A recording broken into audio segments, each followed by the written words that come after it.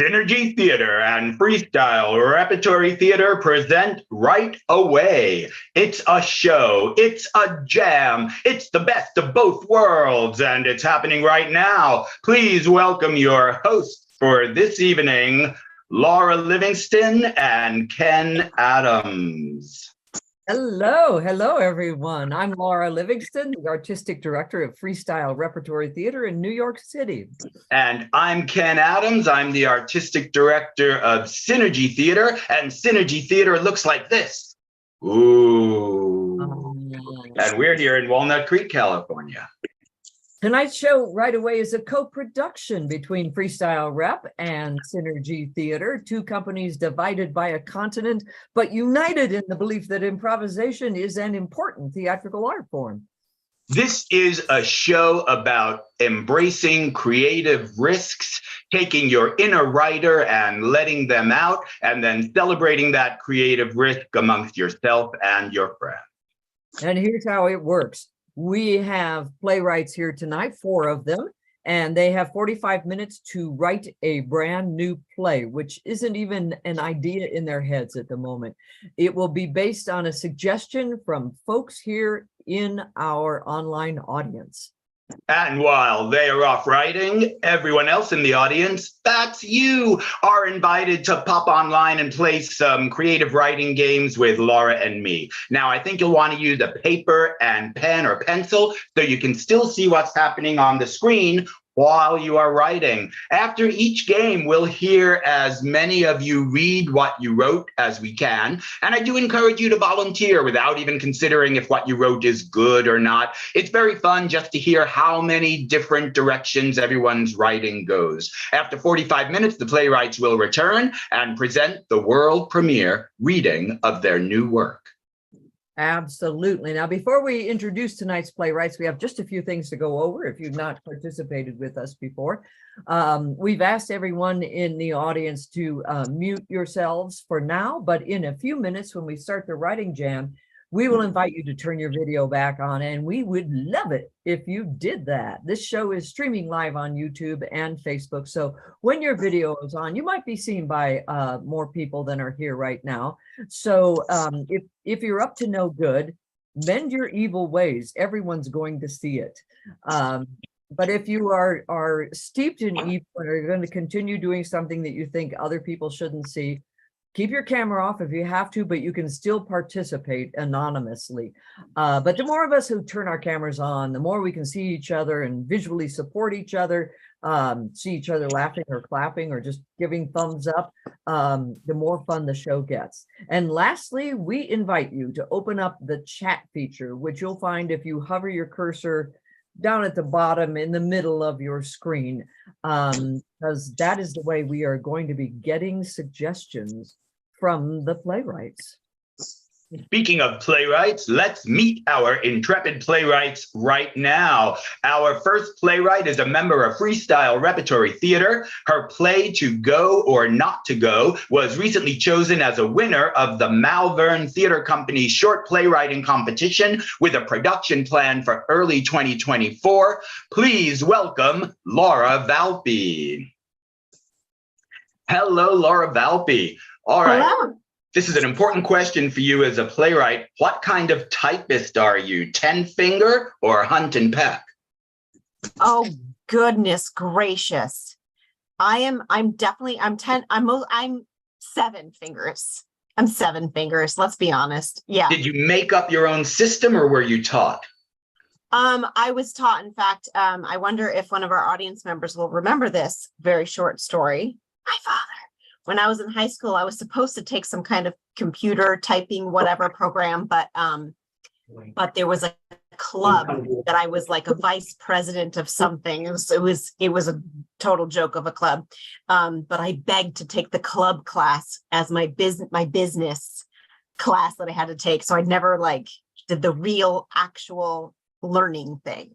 So. All right. Well, we'll see if that proves to be a help or a hindrance tonight. Go on back to our writer's nook. We'll see you soon. All right, our next playwright is looking forward to her 5th season with Monday Night Playground, where her short play 3 centimeters per second was staged and won an audience award. And her short play, Lucy in the Clouds, which originated during a Right Away show, had a staged reading last summer with the late great Dragon Eggs Theater Company. Please welcome Lisa Thompson to the screen. Hello. Lisa, you know, I'm very interested in Ken's question because I'm a famously slow typist. When everyone is reading 10-minute plays that they've written in this 45 minutes, I read a 3-minute play. What's your typing technique?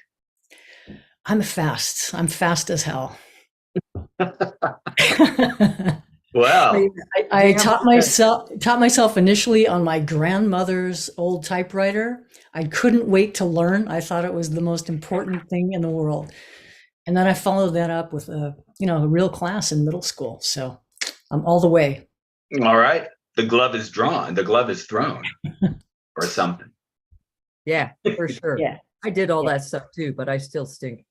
All right, we'll see in a bit, Lisa. Okay.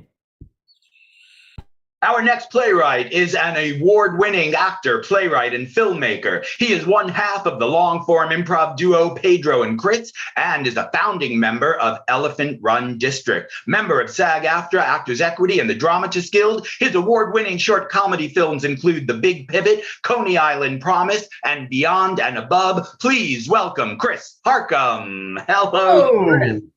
It is an honor and a thrill to have you here. How are you tonight? I'm very good. Thank you very much. It's Right, good to talk to somebody on the other side of the country. Yeah, how about that? I'm going to change the focus of the question just a little bit. When you write by hand, legible or illegible? Legible. I write in a journal practically every day. I go for every day. So I do keep that going. Now, when you say legible or illegible, that the question then becomes who is reading it, because if somebody has been born after 2005, they probably won't be able to read cursive writing because people don't learn that anymore. We have Isn't that amazing? I was appalled when I discovered my child was not being taught cursive, but they just don't do it anymore. No, there's no need. Unacceptable. All right. Go back and think all about that for a while as we meet our final playwright. Yes, she's a member of the group Rep and Theater West in Los Angeles. She was recently seen on stage as Maud in Harold and Maude, and her play Albuquerque, which she also directed and starred in, was just done, I believe, last week in Theater West in Los Angeles. Please welcome Clara Rodriguez. Hi, guys. All right. What do you got to say about the actual mechanics of writing? The typing, the handwriting? That's such an open-ended question. Which one do you do? I'm for it. Uh-huh. Excellent. Excellent. When you're writing by hand, pen or pencil? Pen. Oh my gosh. So brave. I would never do that. No, with a lot of scratching out, but still pen because it's easier to see it. If I can throw in a little thing, I was just in London and we went to the British Library and they have these famous books on display, and we saw Oscar Wilde's original handwritten draft of The Importance of Being Earnest, Cool. with scratch outs and edits and all. It made me think of you, Clara. Very cool. All sure everyone right, let's bring the rest of our playwrights back onto the screen. Audience, I suggest you open your chat feature if you haven't already done so. Each playwright will now ask for a suggestion to kickstart their play. And when they do, if you have an idea, just pop it into chat. Anything at all is going to be great. Oh, yeah, Valps. Is that I'm something totally you do? showing off my daughter's note that she gave me, that she wrote in kindergarten. So Obviously as you can going- see, I'm showing off that my children learn cursive. They don't know how to spell yet because, but isn't that adorable? Look at that from some point in kindergarten. Come on, look at that. Oh, that's her name right there, Poppy. Can you read it? That is awesome. All right.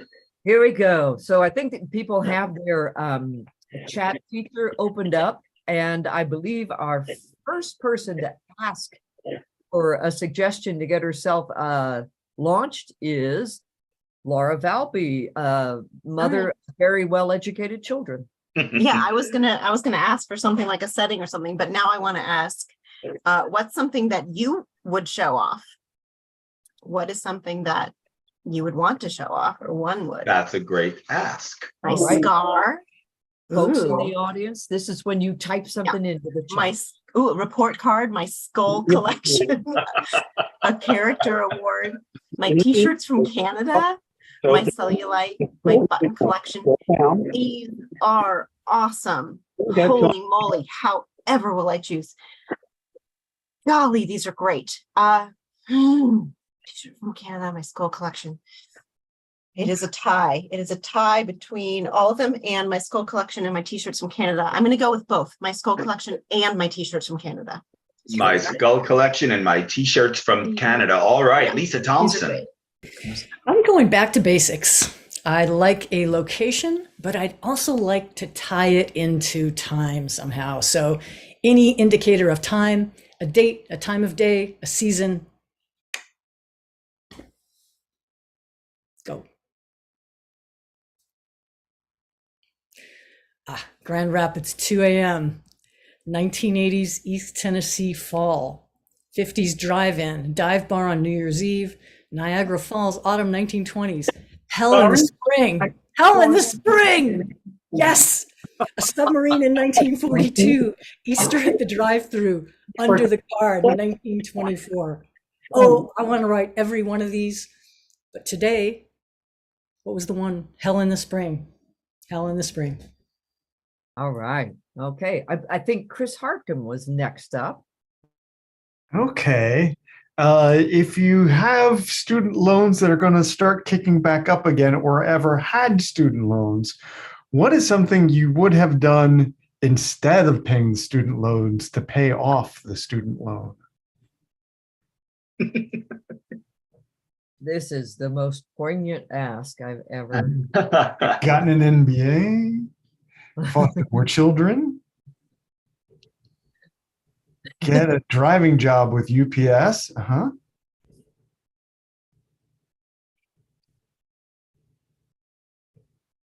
Everybody else is just gonna write that check.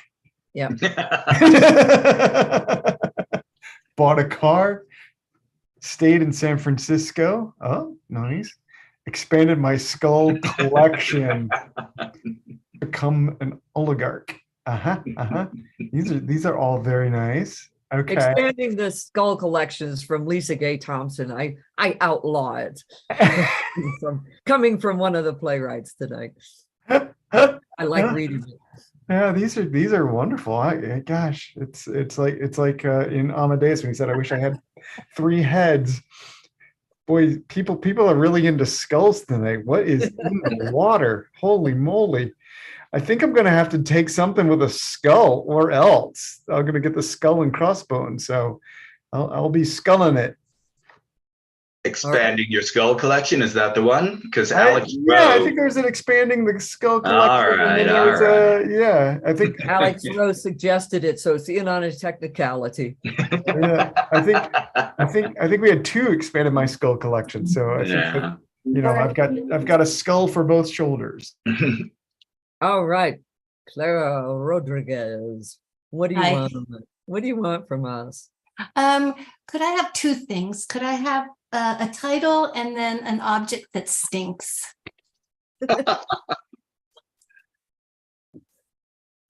I see. Oh no, I didn't see that. That's somebody else's.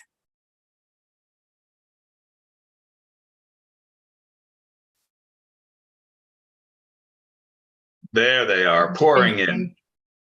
Putrid. Oh, alas, poor Yorick. Putrid, and then a week-old left-out lunch.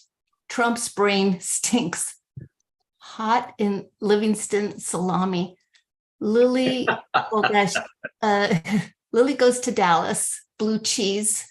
It's only a box. Puddle of cat pee. These are really great. I'll take it's only a box. Puddle of cat pee. All right. Thank you. Okay. All right. So we all have our suggestions. Hey, Chris Harcum, are you out there? If you're out there, come on back on screen for just a moment. There you go. We're going to send everyone off together. So right now, Laura and I are setting our timers for 45 minutes. And in just a couple of seconds, at the end of this sentence, we're going to send you away, writers, for 45 minutes. But remember, keep an eye on your phones and your texts, because all throughout your writing, we're going to be sending you back suggestions, which will come from our workshop participants, and you'll be asked to incorporate those suggestions immediately into your play. So watch out for your phones, and remember, whatever you write will be right. All right, here we go. Get ready. On your mark. Get set. Right away. All right. Why is everything echoing like crazy? I'm not sure what that sound is. Okay, I think that went away. All right, excellent. Okay, and while our writers are readjusting what they're doing, turning off their videos, turning off their sound, hopefully tuning us out, we invite people in our audience to turn your cameras back on. Keep your microphone muted, because I think that may be why we were echoing there for a bit. And if you haven't done so already, grab a pencil, a piece of paper, in case, you know, the world has changed enough, you've forgotten what those look like.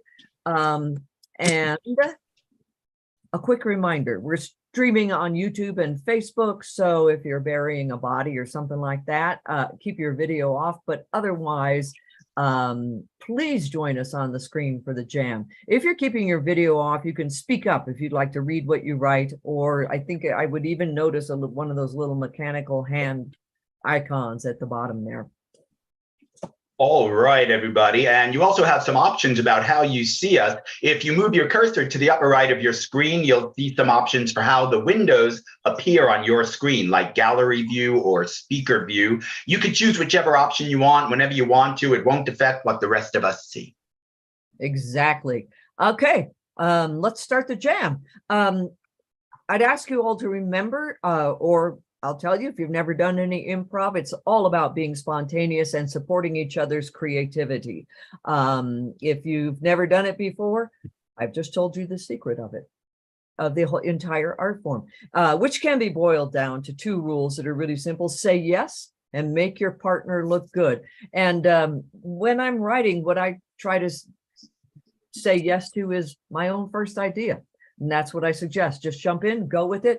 All ideas are actually good at this point. They're kind of equal. So don't bother critiquing yourself as you're writing, or don't bother about when you're volunteering. Don't try to decide if it's good or not. There's no way we can know at this point. When others are reading, we ask you to keep your video on so they can feel your support, see your friendly faces. And also it helps Ken and me if you keep them on while you're writing, because then we know how long to give you to complete a task there. All right, Ken, I think we're ready to launch into these jam games. We actually have a theme tonight, and our theme is change. So here we go. First of all, this is just a warm-up, just to get things going, just being silly. It's kind of in the nature of pop tests. I'm going to give you some questions and a bit of time to write an essay type response. So here we go. Your first question is, what was she doing there?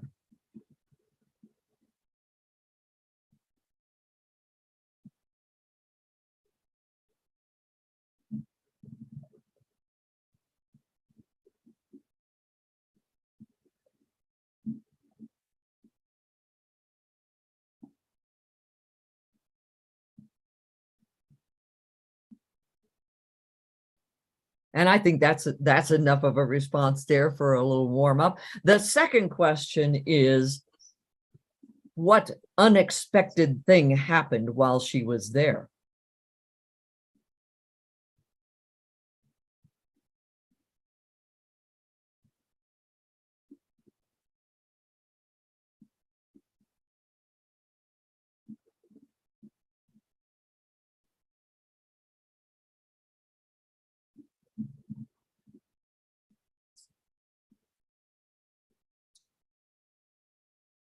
And the third question and last question is, so how did she respond?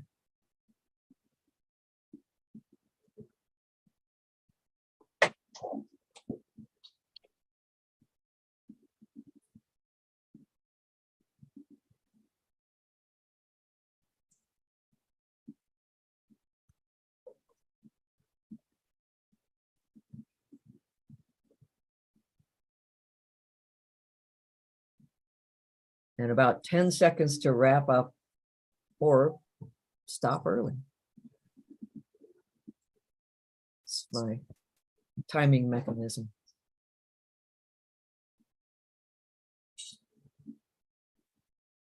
All right, cool. Let's hear some of these. As you can tell, if you're new to this, everything goes really fast. So one of the reasons to not think about what you're writing is because we move on to the next thing. So who would like to read their warm-up? Give me just a little signal. Oh, there we go. Alex Rowe, let's hear it.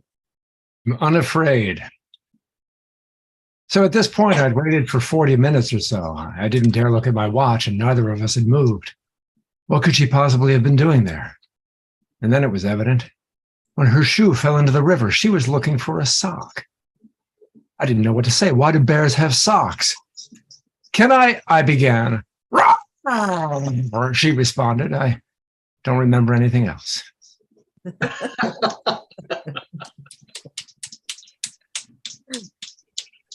Excellent, excellent. I know where I would place that monologue. I think like a hospital bed or something like that. All right, who else is going to read theirs? There we go. Terry, can we hear you? I hope so. Can you hear me? Yeah. Oh, yay. Okay, his voice is fantastic. Who are you, fantastic voice that just went? Oh my gosh, it sounded like a story. I don't even know what he said, but it was great. Okay, mine is shorter. I'll take it. And it goes like this. It goes, she was just dancing. A man approached her and asked her if she'd ever been to France. She told him that France had been to her. And how did he know?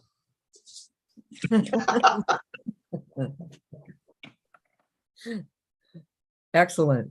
Yeah, Karen, let's hear it. Margot needed to find that damn cat. It was midnight. As she went into the Smith's backyard on her hunt, she saw the Smiths skinny dipping. Margot sighed, laughed at herself and the Smiths, headed back home, and was greeted by Donnie the cat sitting on the stoop. Awesome. I don't see the hand icon to raise. Usually I see it. Do you all see it? I don't see it, but who's talking? Janella, hi. Janella, you want to read yours incognito? Okay. The theme is change.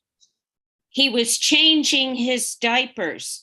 His diaper fell off and he was exposed. Holy shitsky. She completely changed her attitude towards him and finally said yes to a date. Change. I can't imagine where those two people are together. I can't either.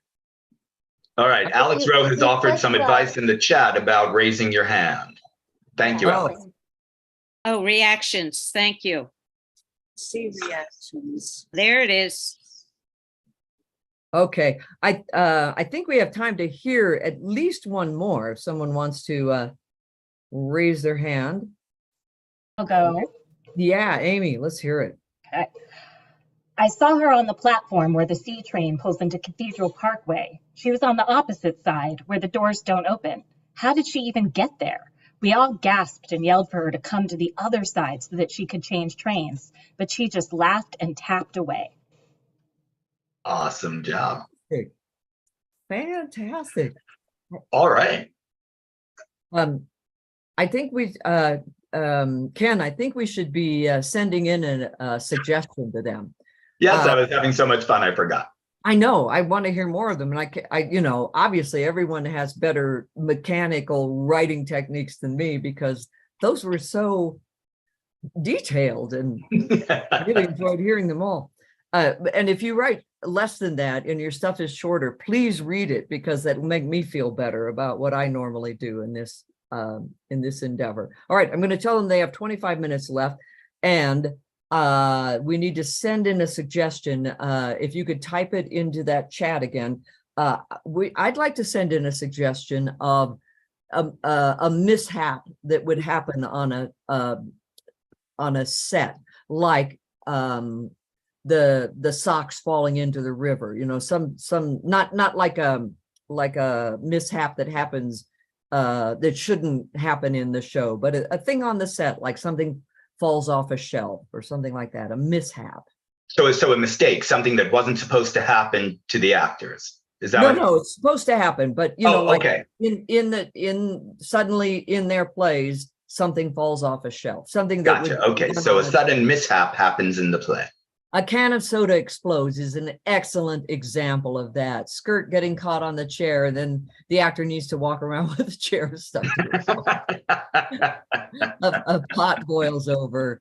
The urn of ashes breaks. The chandelier shatters.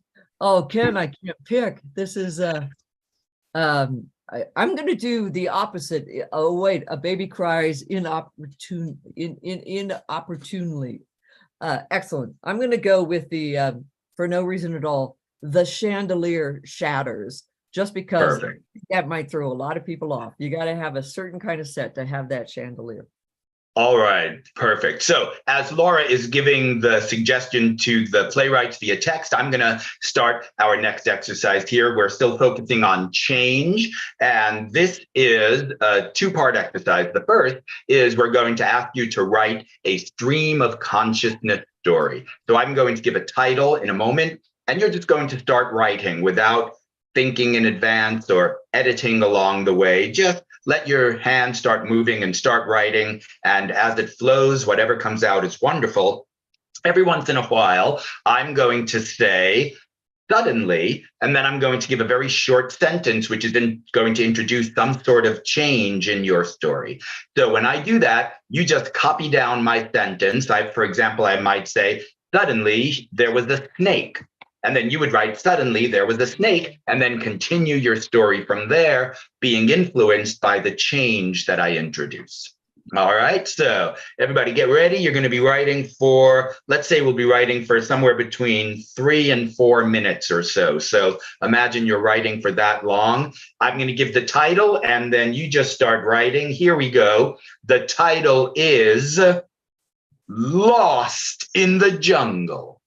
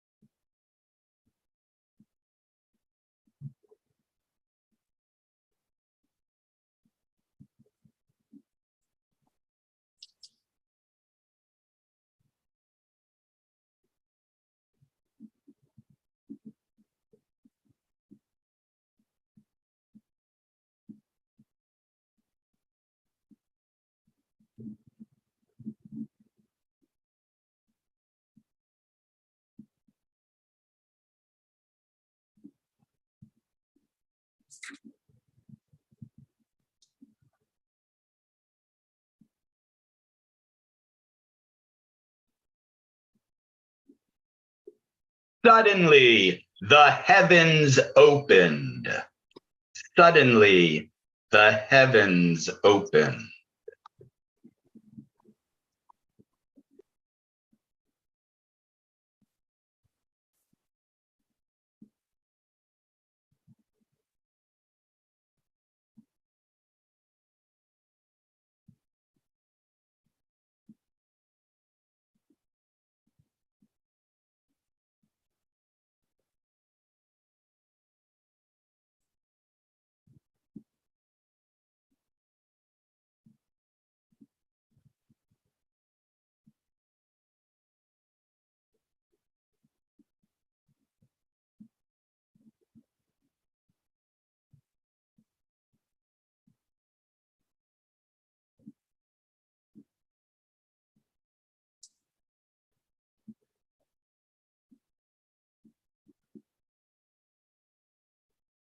Suddenly, the sweetest sound ever.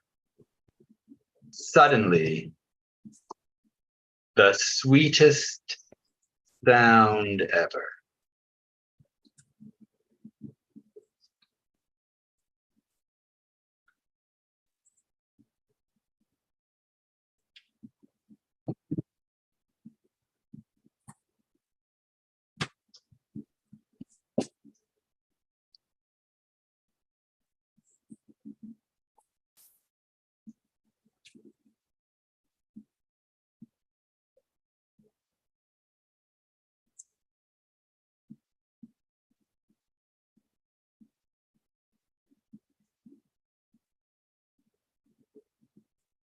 Suddenly, panic set in.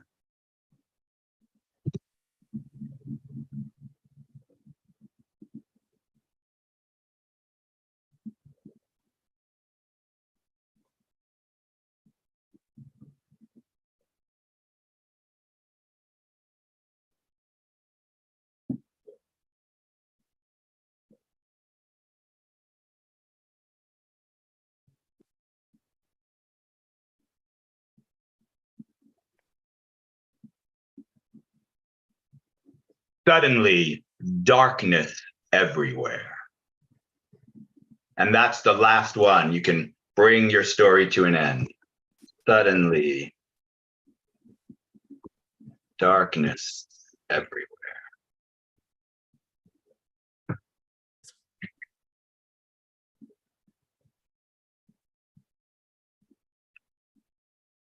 "15 more seconds.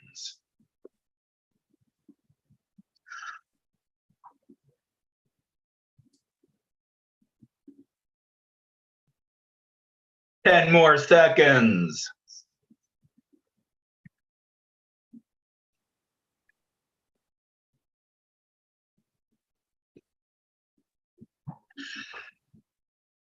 And that's it. Chef, step away from your plates, hands up. That's a little Top Chef reference for those of you who know. All right. All right. Who would like to read out their stream of consciousness story with changes? All right, Ryan, thank you so much for kicking it off. Go ahead and turn your microphone on and let's hear it.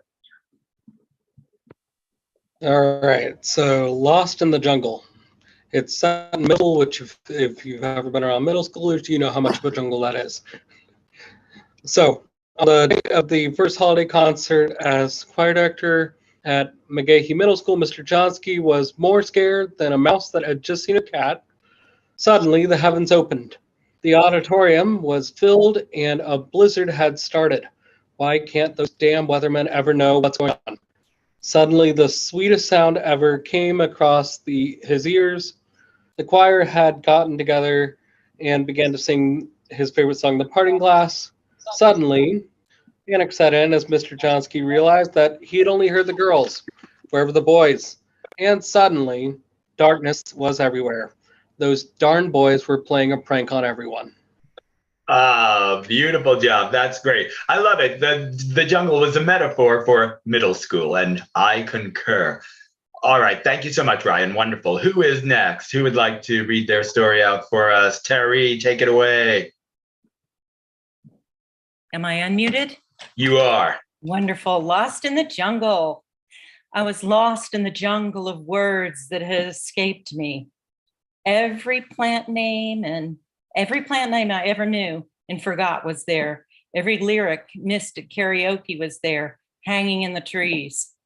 Suddenly, the heavens opened and poured out their stickiness over my head, so I let it seep in. The words might stick around a little longer. Suddenly, the sweetest sound ever, like the trickling of a fountain or a bird on the wing, anthurium, rhododendron, daisies, petunias, panic set in. What is the name of that succulent I used to know? How did that song go? Suddenly, darkness was everywhere. It awakened me. Where are the trees, the words, the memories? More of a poem. That was gorgeous. Wow, everybody's being so poetic and metaphorical. It didn't even occur to me. That's great. Hey, Carol Weinstein, I see you have your hand raised. Did you want to read? Oh, yes, it's just something short. Can you hear me? Yes, we can. Short is good. Go on. Okay, this is very short. The bullfight begins in a cleared forest instead of a jungle outside Cusco, Peru. The matador or toreador is waving his cape. Workers are shooting arrows at the bull as the fight opens. But from above, some people from the animal rights movement brought in a female bull to seduce the bull away from the cape and away from the ring. And then, like rain from heaven, everybody cheered and they stopped trying to hurt the bull. And that's the end. So kindness won. Awesome. That is awesome. Thank you okay. for listening. Thank you. Hey, Carol, is it possible that you joined the meeting twice and that you're on there and that you have two? Yeah, I tried to join with my smartphone and I had trouble. And then my roommate turned on my actual computer. I'm a technological klutz. I win the booty prize by my own. That's all right. It was just suggested that might be the source of that feedback that we're hearing. If it's possible to maybe turn off the smartphone, but leave yourself on the computer, and that way I think your sound will be better. Yes, I think so. My roommate is doing that. And Laura, did you have something? I turn it off, and I thought I turned it off, but I guess I didn't. I had trouble getting into this, and my roommate said, "Carol, you just have to have patience." All right, thank you, Carol. For Laura, your patience and being willing to listen to the old lady. I just told the playwrights they have 23 minutes left. All right. And I would like to get another suggestion, which it might take me a moment to explain what I mean. I would like I would like for us to demand that they do something mechanical in their writing, as opposed to sending them an object or an idea. And what I mean by that is sometimes we've asked them to have a character repeat something 3 times, for example. So we haven't told them what it is, but it's kind of like a more mechanical thing that they have to do in their writing. Last week in rehearsal, we told them to start writing a monologue and don't stop till we sent them another suggestion. So something like that, if that makes sense, or even if that just makes you think of something else. Sometimes my poor explanations lead to wonderful ideas. Alex wrote, suggested have it. Just type it into the chat there. Type it into the chat. And then how do I get into the chat? I click chat? Yeah, click on the chat there. So what we've got is have a character think of something that embarrasses them. A character has a flashback. These are cool ideas here. Suddenly a character speaks a foreign language. A character cannot speak. Ooh. You say who every time you walk in the room. A character starts stuttering. Oh man, I'm loving these. Let's have I'll go with the last suggestion, which is the opposite of what we normally do. Oh, come on, the scene's over. Excellent. A character starts every response to another character with the same expletive. All right. Okay, I'm sending in the scene starts over. I know I said I'd go with the last one, but man, this would freak me out. That's a wonderful suggestion.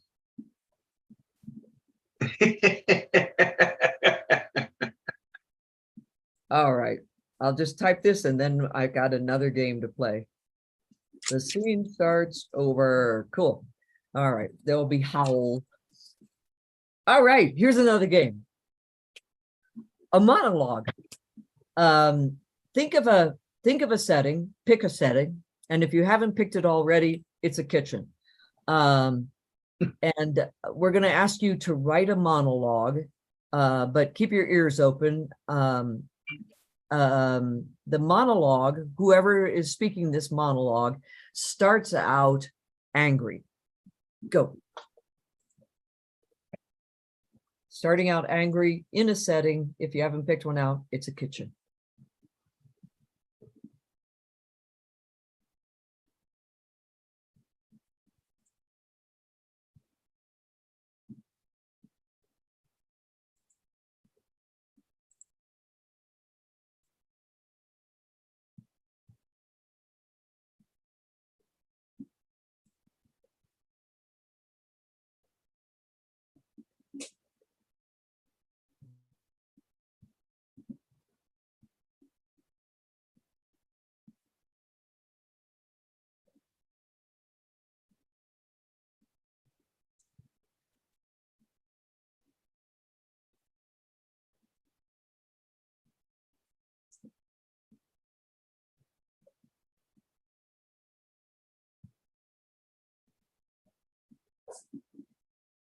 And now the emotion of the character speaking the monologue changes to puzzlement.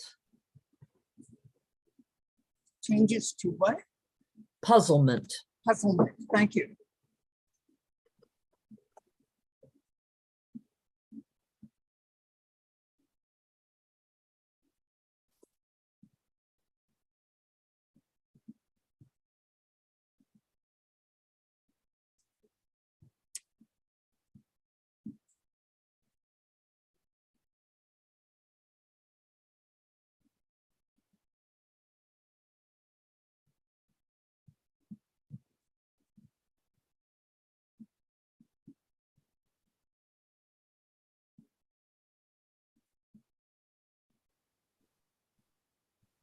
And lastly, their emotion changes to sheer joy.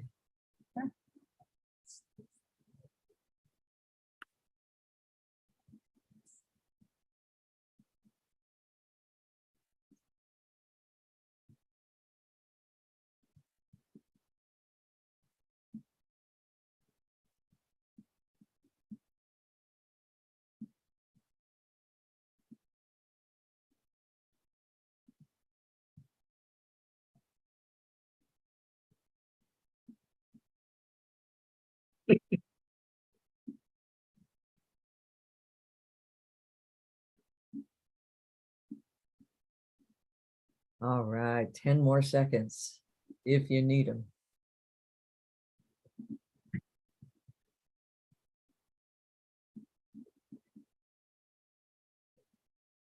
3, 2, 1. Stop the creativity.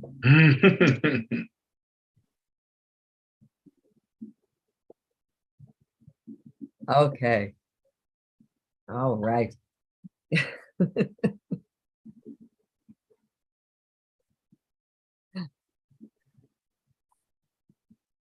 I feel like, Ken, am I insane? Should we send them another suggestion?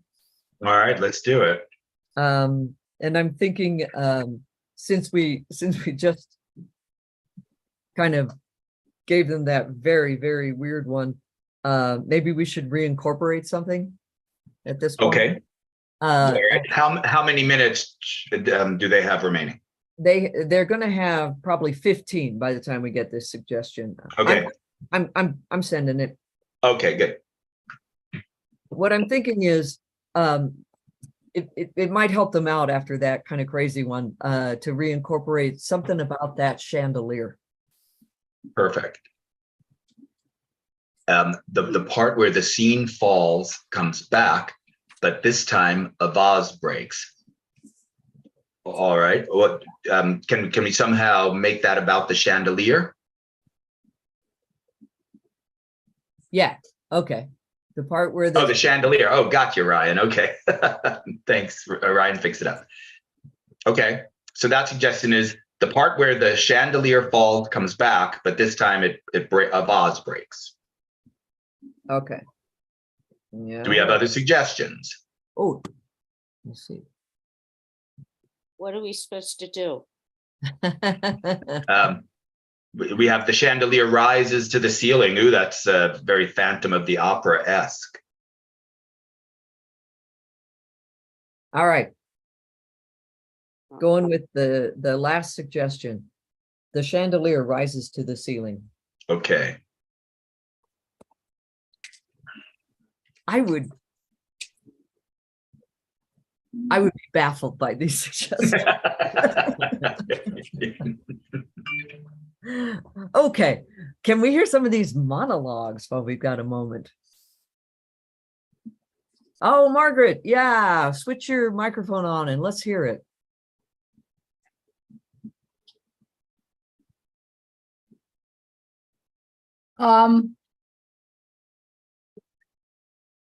What the hell are you doing? That stew is mine to doctor, not yours. And yet that chili and put that chili pepper down. You know Dexter doesn't like anything that's spicy. I just don't understand why you were here. I can't read my own writing.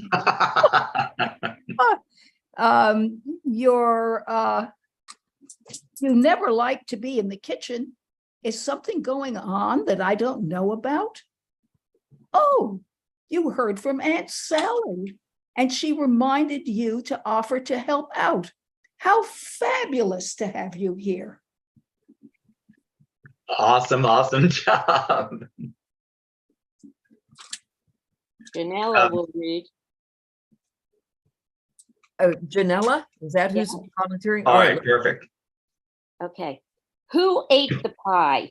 Who finished the pie? Why is anyone so selfish? I bought it at Saks Fifth Avenue. It cost $45.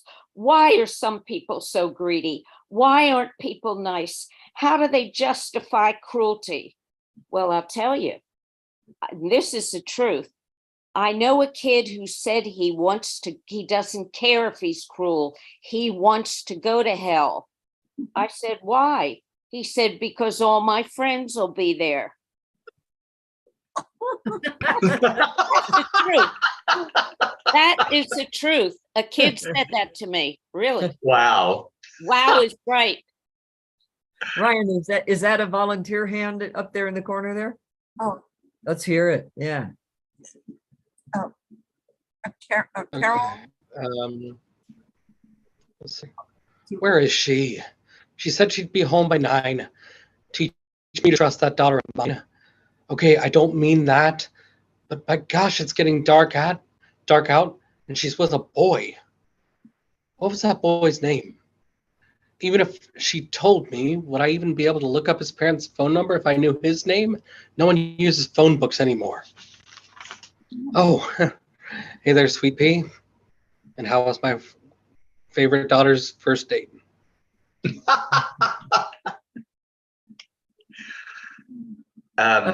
Karen, yeah. Sure, I'll give it a right. I did the kitchen, right?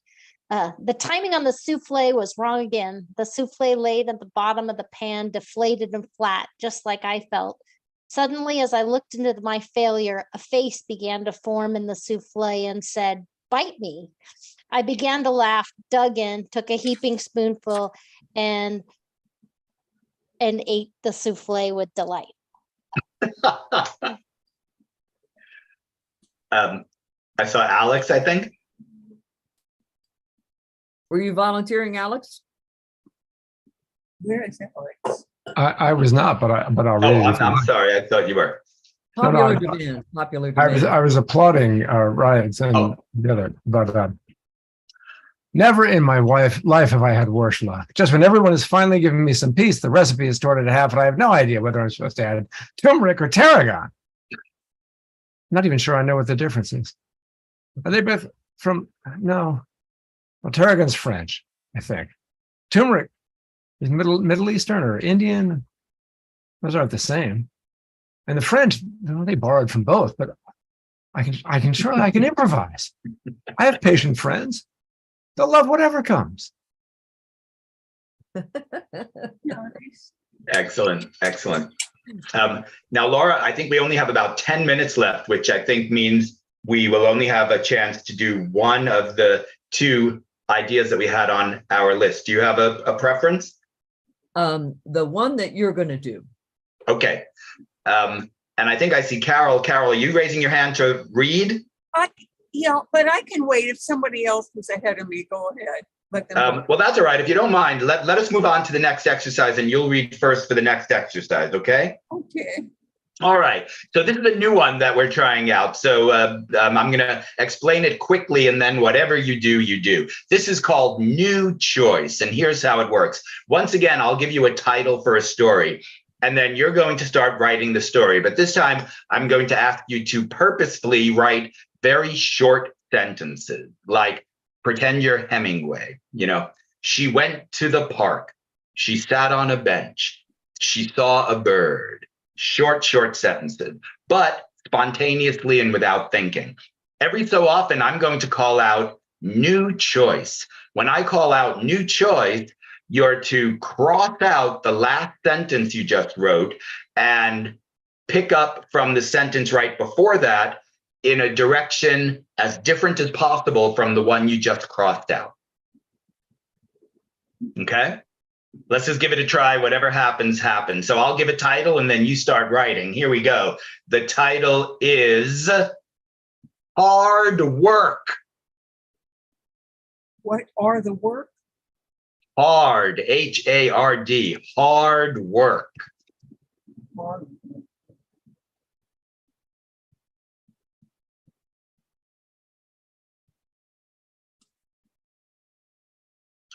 New choice.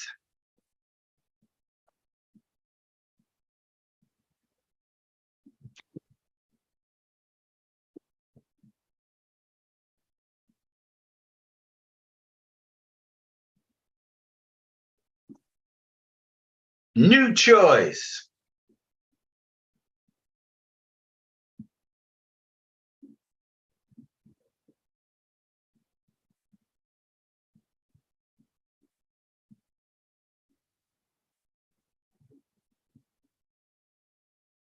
New choice.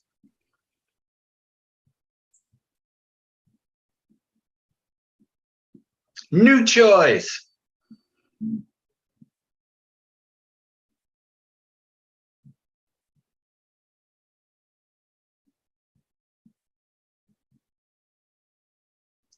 New choice. That was the last one. Go and finish your story.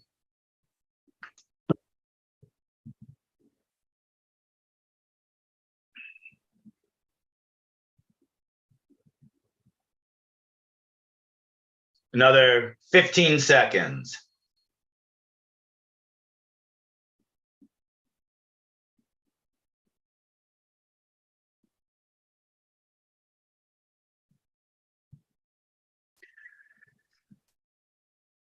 And time's up. All right. All right. So, yes, Laura.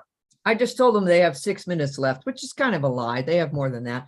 But I think we should send them a last. All right, go for it. How about a sound effect?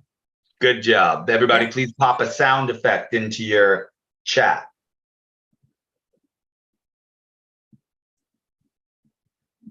Scrunch, a bomb explodes, howling winds, Dodger game. All right, I'm going to go with howling winds. Howling winds. All right. Sounds kind of end of play-ish to me. Good. Okay, so while Laura sends that back, let's hear some of these. And if you don't mind, go ahead and read it. Read the line that you crossed out, then say new choice and go back and then continue reading. So she went to the movies, she sat on a bench. New choice, she bought popcorn instead of she sat on a bench or whatever, right? All right. Carol, you want to give it a shot? Oh, this is, I don't think I did too well with this, but this is my attempt, really. That's all right. Whatever happened is perfect. Please go ahead. No. I write ditties. I do it naturally. I write many ditties.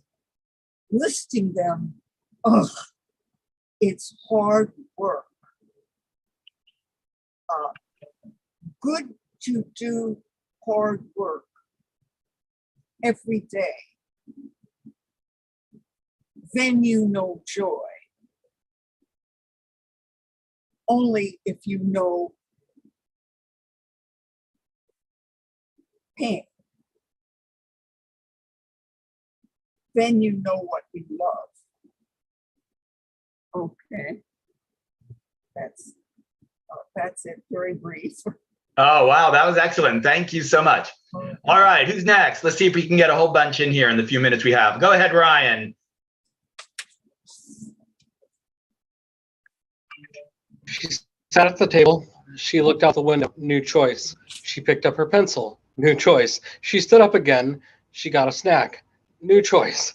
She sat at the table. New choice. She went to her room. New choice. She went outside. Homework could wait for tomorrow. Excellent job. Thank you for having fun with that. All right, who else would like to read it?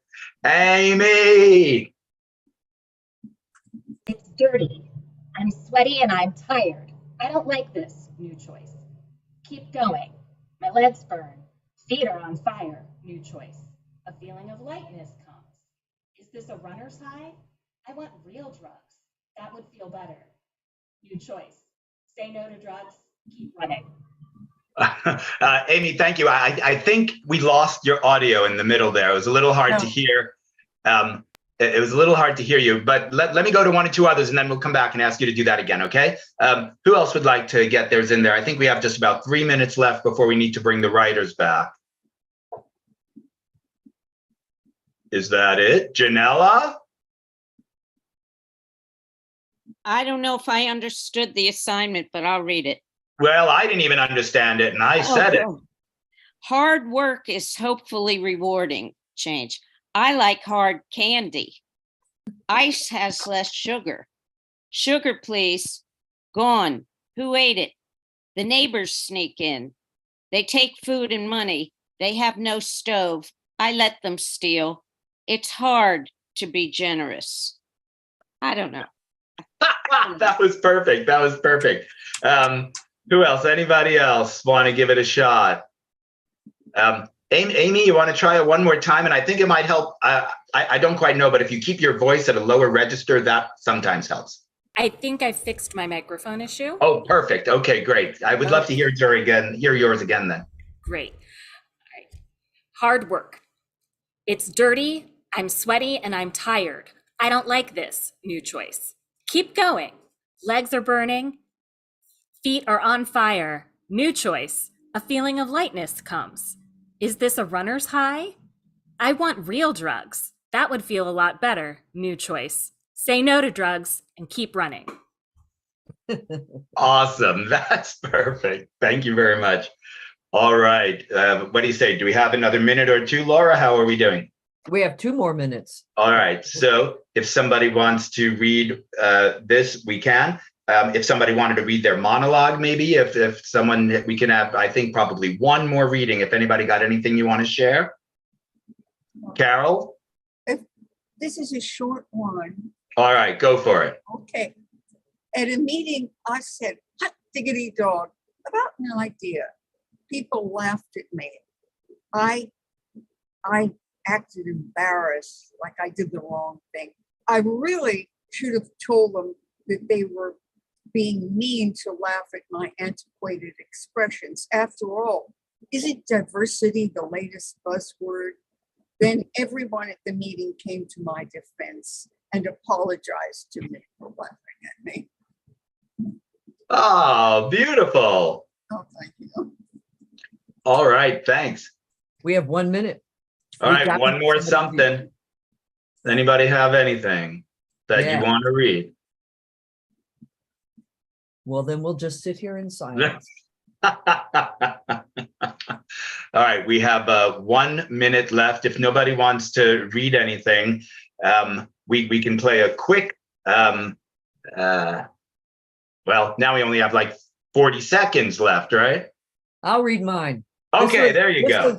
This was something that you led, Ken, and I can't remember. Oh, yeah, I know. It was the I can't remember.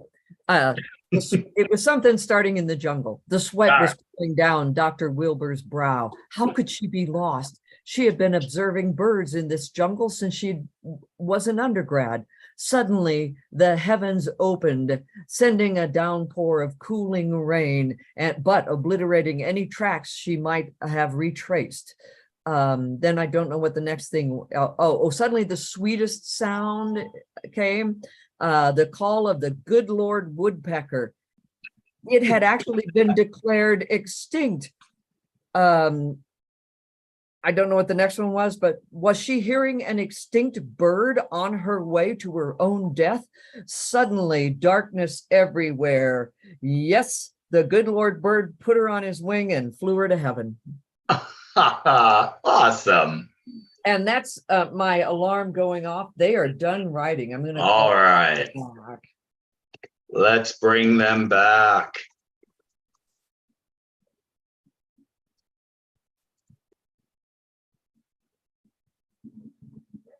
All right, we're going to bring the writers back. That was an awesome jam, everybody. Thank you for that. It takes a moment or two for the word to get back to the writers before they're going to come on. So we can all try to conjure them, and bring them back.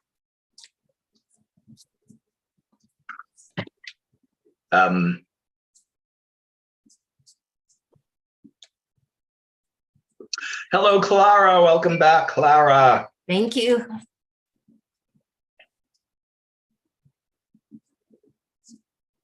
All right, writers.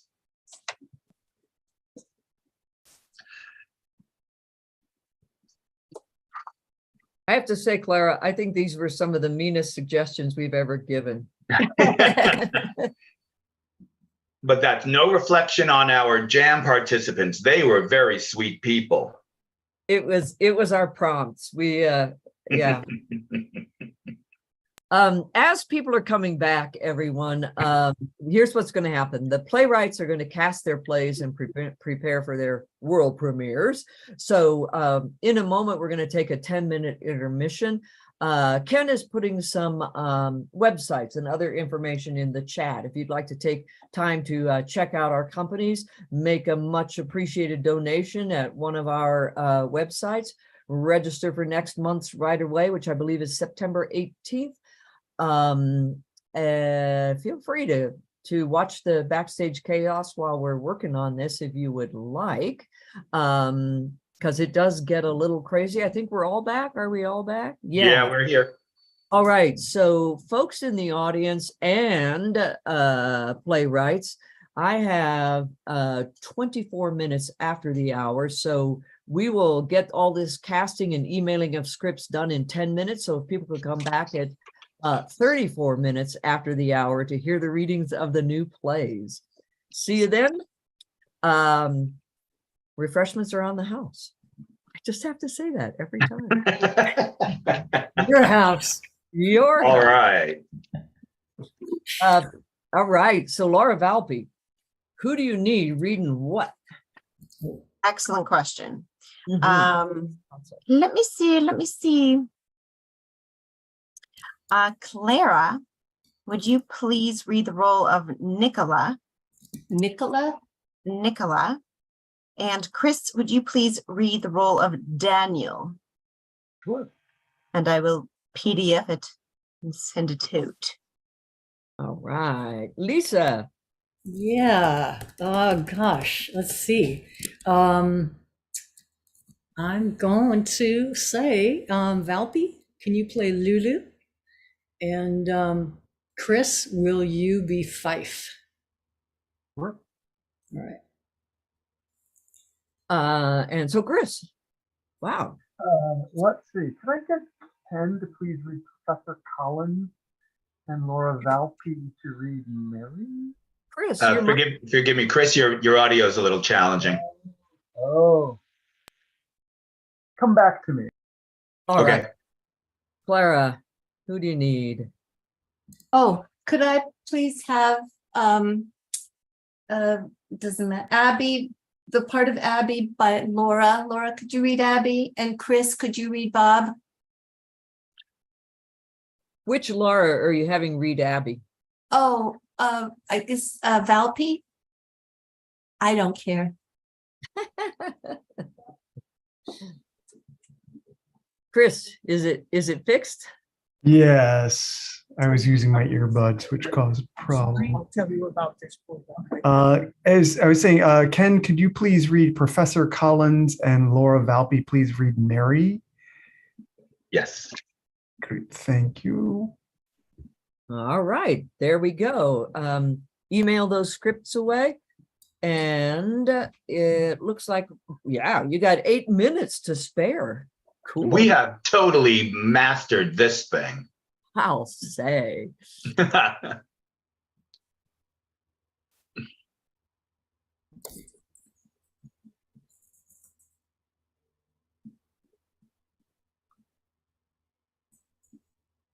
I so far have received none.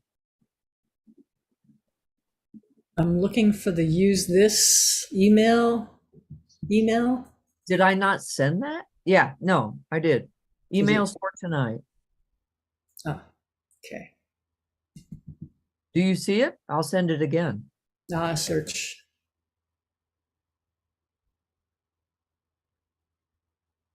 I got it. Oh, okay, cool. Yep.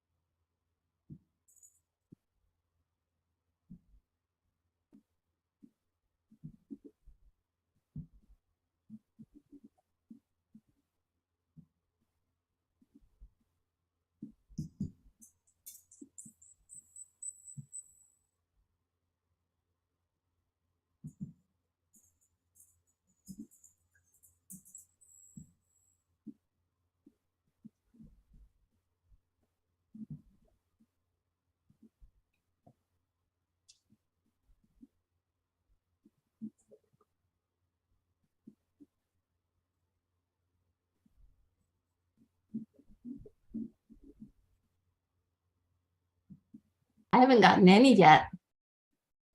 I have not either. I've got yours, Clara. I got yours, Sarah, and mine is sent.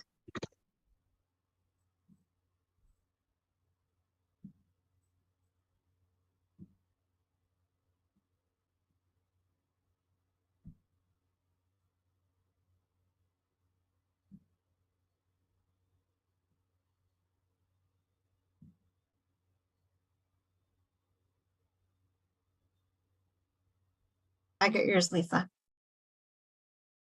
Okay, I'm gonna take a quick little break. I really think mine makes 0 sense this time. I don't know. I really. Good luck to us. It went really fast, didn't it? We only gave you 20 minutes this time. That's what it was. Yeah, no wonder. Yeah, and I was very self-conscious about how not efficient I was typing. I shouldn't have taken Future Business Leaders of America. I should have been in typing class. I have not received Chris's. Okay, I'm gonna take a break.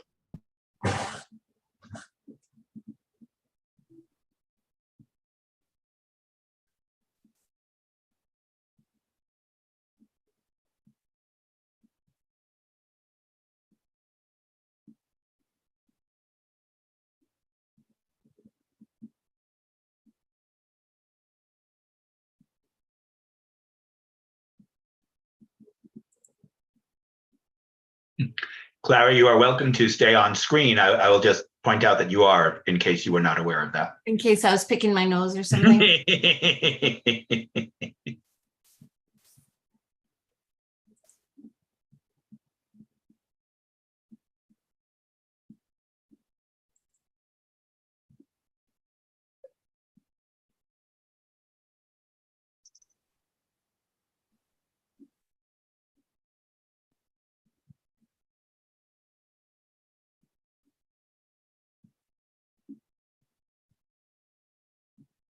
All right, we've got 4 more minutes, everybody. 4 more minutes.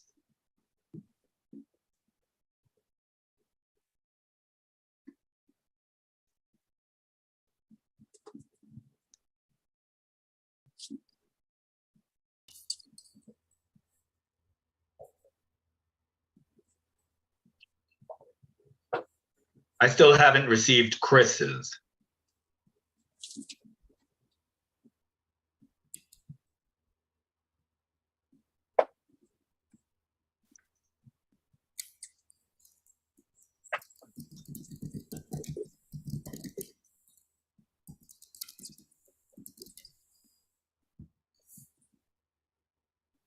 Hey, I have a question.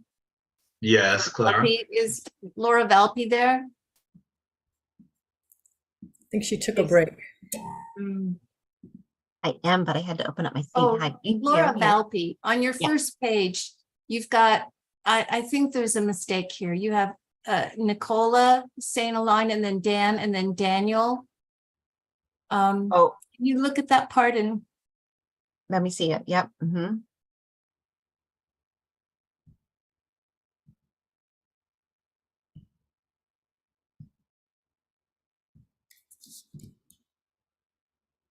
like maybe now the I've come got on, open it up, try it out. Is that Nicola's No, line?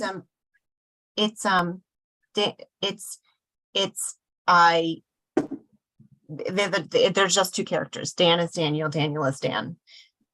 So he says that whole thing. He says, try it I out. see what you're saying. Sorry. Yep, sorry. Wasn't looking closely. Okay, hold on.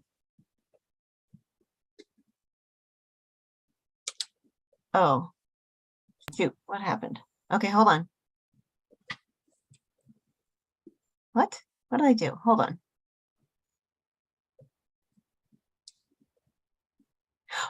Oh, yep.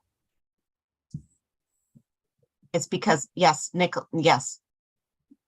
Do you see where it says, come on, that should be Nicola.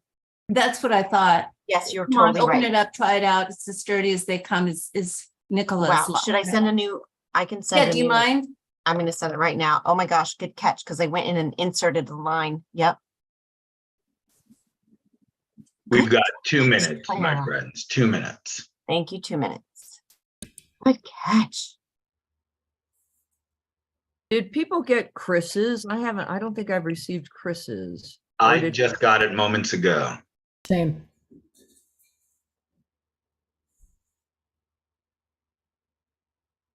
Ah, me too. Got it. Laura Livingston, you got it? Yeah. Okay.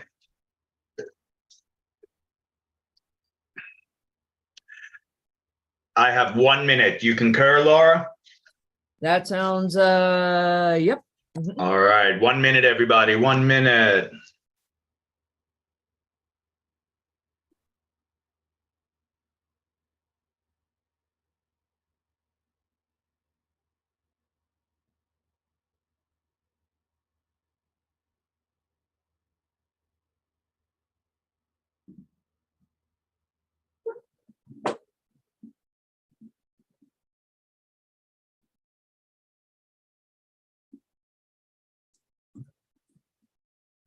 Okay, thank you for that catch, Clara. That's gonna be smoother. Okay. All right, just 10 seconds left, everybody. Oh my goodness, 10 seconds.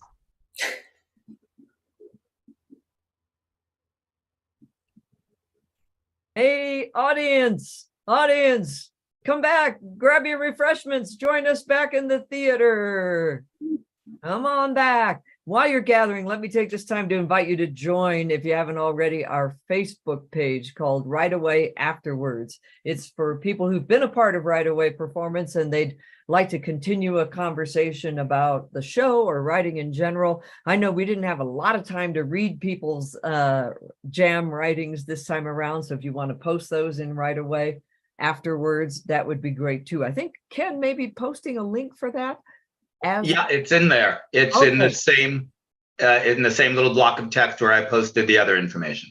Cool. Excellent. Yeah, so come on board for that. All right, we are ready for our play readings now. Once again, audience, we're going to ask you to please turn your cameras off and keep your cameras off and your microphones turned off during the readings of the plays. If you'd rather not see the names of all of us with our cameras off, then you have to click hide non-video participants, and you can do that by moving your cursor to the lower left, click on video options, and then scroll down to hide non-video participants. It's the one that looks like the little movie camera. Click on the caret next to that. And then in the menu, hide non-video participants. That won't affect the rest of what us see. And at the end of each reading, then go ahead, pop on your camera for a moment, give the playwrights a big round of applause. It's nice to be rewarded for their work. All right. I'm going to review the suggestions that we sent into the playwrights. The first one was The Chandelier Shatters, which I thought was kind of cruel because who knows, maybe they were outside, who knows. But then we sent The Scene Starts Over. Then we sent in The Chandelier Rises to the Ceiling. And the last one we gave was the sound effect of howling wind. So let's go. Laura Valby, remind us of your suggestions, set up your scene in any way you like to let us know what's going on. And okay, thank you.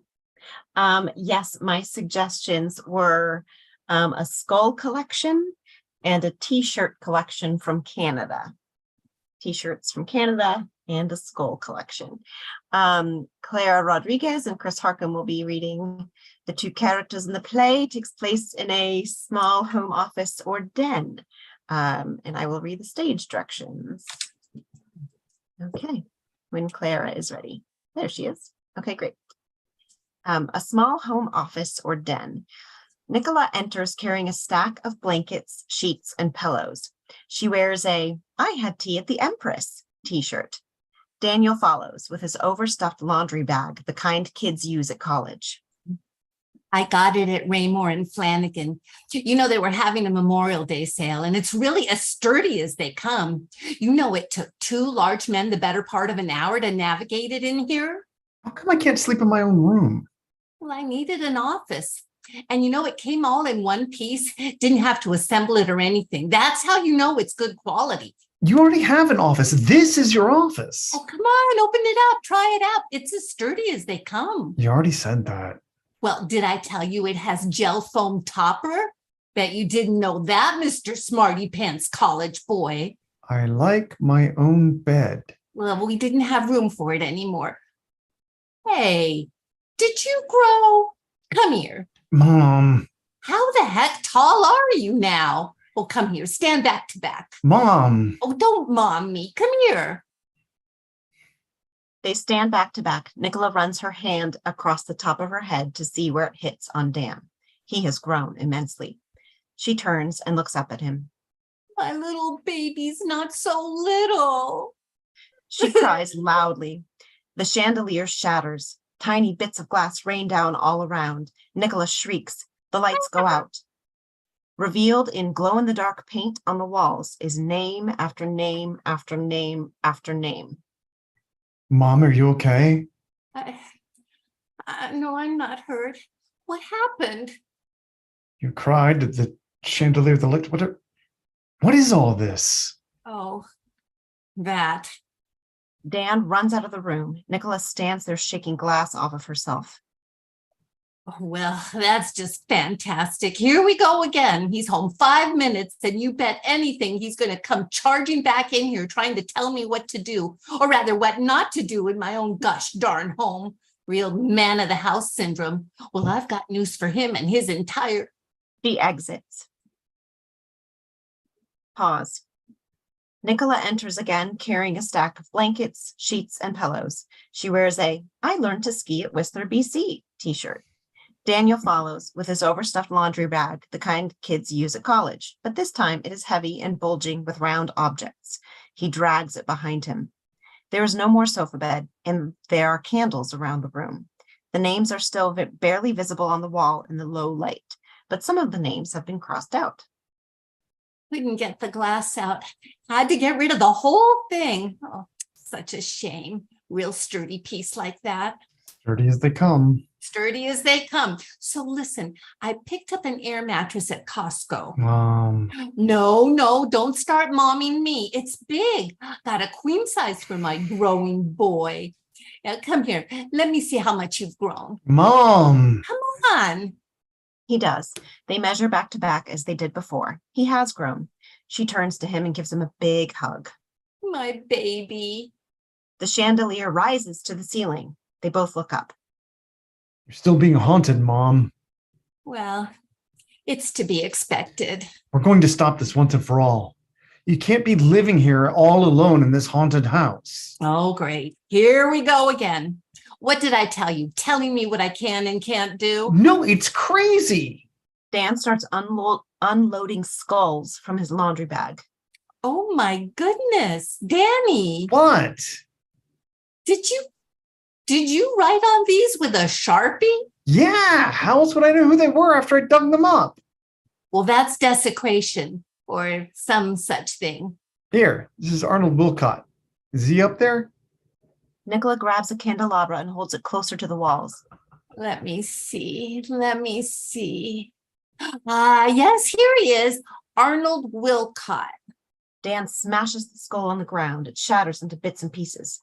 Danny, that's a double desecration. Sounds of howling winds.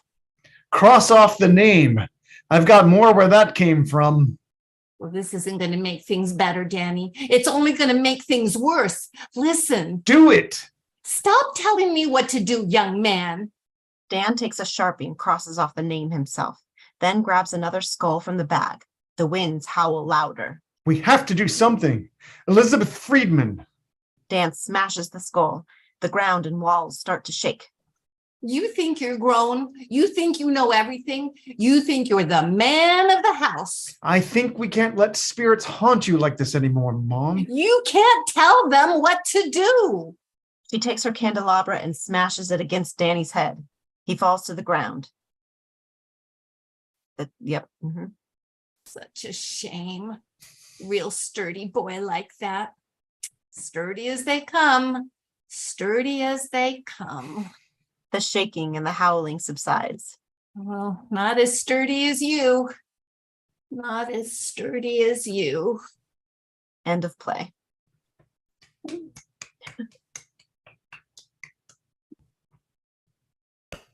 That was terrifying. Whoa. What a wonderful use of the suggestion. All right, excellent. Excellent job. Thank you, Laura Valpy. And thank you, audience, for popping on. Let's go back into our dark theater house. And Lisa Thompson, take it away with the introduction of your play. Please remind us of your suggestion and take it away. All right. I hate to follow that tour de force. That was brilliant. This is called Hell in the Spring. The suggestion was Hell in the Spring. Take it away, Laura Valpy and Chris Harcum. Oh, you're muted. Me? No. Sorry. Still trying to grab it. I'm just trying to, my screen got funny because I clicked on something accidentally. I'm getting it. Sorry. No worries. Thank you. Here we go. Almost there. Super almost there. I'm Yeah. totally there. Okay. All right. I'll be reading a couple of directions.